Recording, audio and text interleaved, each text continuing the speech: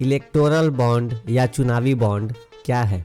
2017 में अपनी शुरुआत से लेकर 15 फरवरी 2024 को सुप्रीम कोर्ट द्वारा असंवैधानिक करार दिए जाने तक अज्ञात चुनावी बॉन्ड भारत में राजनीतिक दलों के लिए फंडिंग का एक माध्यम थे। उनकी समाप्ति के बाद प्रमुख की अध्यक्षता में 5 न्यायाधीशों की पीठ ने न्यायमूर्ति ने भारतीय स्टेट बैंक को दाताओं और प्राप्तकर्ताओं की पहचान और अन्य विवरण भारत के चुनाव आयोग को सौंपने का निर्देश दिया, जिससे उन्हें अपनी वेबसाइट पर प्रकाशित करने के लिए कहा गया। यह योजना वित्त मंत्री अरुण जेटली द्वारा केंद्रीय बजट 2017-18 के दौरान वित्त विधेयक 2017 में पेश की गई थी। उन्हें धन विधेयक के रूप में वर्गीकृत किया गया था और इस प्रकार कुछ संसदीय जांच प्रक्रियाओं को नजरअंदाज कर दिया गया था, जिससे भारतीय संविधान के अनुच्छेद 110 का उल्लंघन माना गया था। भारतीय संविधान के अनुसार धन विधेयक ऐसे कानून हैं जिन्हें राज्यसभा में पारित होने की आवश्यकता से छूट दी गई है, क्योंकि उच्च सदन में केवल लोकसभा में पेश किए गए ऐसे विधेयकों पर टिप्पणी देने की अनुमति है। श्री जेटली ने राजनीतिक फंडिंग के उद्देश्य से बैंक द्वारा चुनावी बॉन्ड जारी करने की सुविधा के लिए भारतीय रिजर्व बैंक आरबीआई अधिनियम में संशोधन करने का भी प्रस्ताव रखा।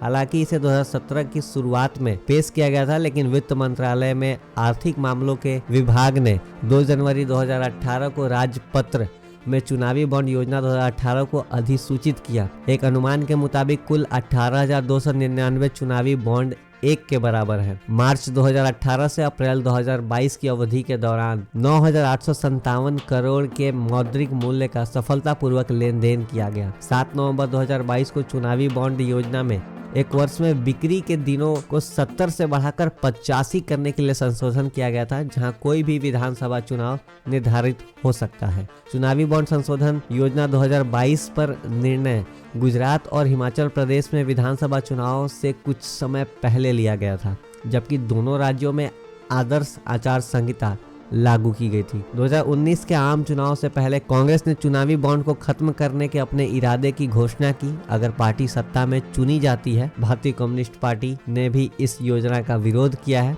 और चुनावी बॉन्ड के माध्यम से दान देने से इनकार करने वाली एकमात्र राष्ट्रीय पार्टी थी।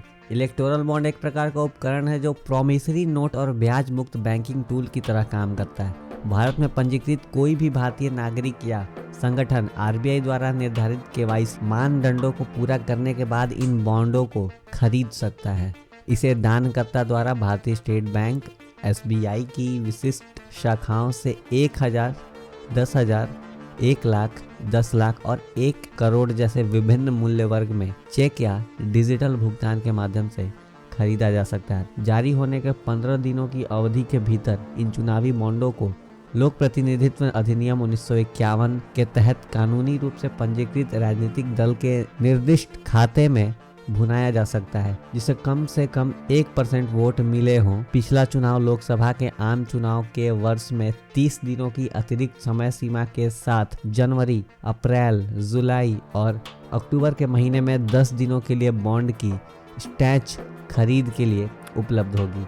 चुनावी बॉन्ड में गुमनामी की सुविधा होती है, क्योंकि इसमें दाता और जिस राजनीतिक दल को इसे जारी किया जाता है उसकी कोई पहचान नहीं होती है। 15 दिन की समय सीमा पूरी नहीं होने की स्थिति में न तो दाता और न ही प्राप्तकर्ता राजनीतिक दल को जारी किए गए चुनावी बॉन्ड के लिए रिफंड मिलता है, बल्कि चुनावी बॉन्ड का फंड मूल्य प्रधानमंत्री राहत कोष में भेजा जाता है। तिलोथू और रोहतास जिला का सबसे अच्छा कंप्यूटर संस्थान आईआईटी कंप्यूटर स्वर्णकार गली तिलोथू, जहां मात्र 1,000 रुपये महीना देकर के आप कंप्यूटर सीख सकते हैं। तो जल्द ही एडमिशन कराएं।